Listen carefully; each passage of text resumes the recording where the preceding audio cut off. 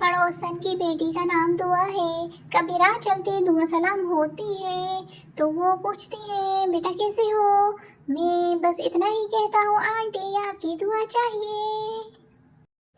रात 2 बजे बेगम के मोबाइल की लाइट जली। शौहर ने देखा और बेगम को थप्पड़ मार कर बोला, ये तुमको रात 2 बजे किस उल्लू के पट्टे ने ब्यूटीफुल लिख कर भेजा है। बेगम ने मोबाइल देखा और शौहर को थप्पड़ मार कर बोली, ऐनक ला के दे, काने दिया ये ब्यूटीफुल नहीं, बैटरी फुल लिखा हुआ है, ट्रिंग ट्रिंग।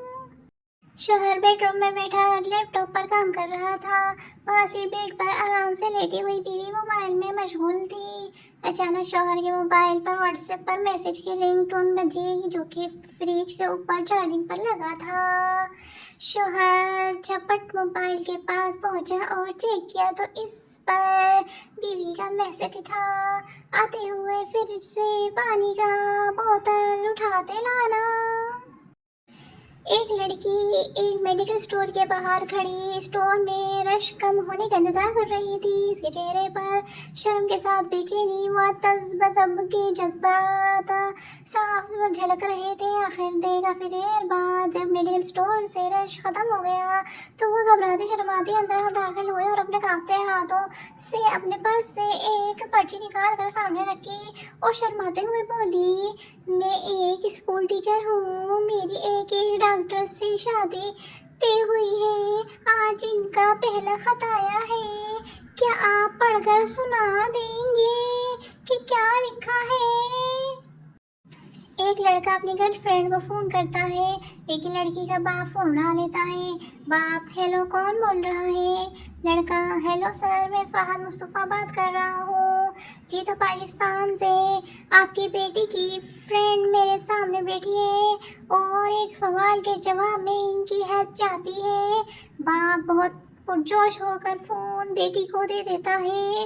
लड़का, सवाल ये है कि आज शाम आप कहाँ मिलेंगी, डिस्को, पार्क, रेस्टोरेंट, क्लब।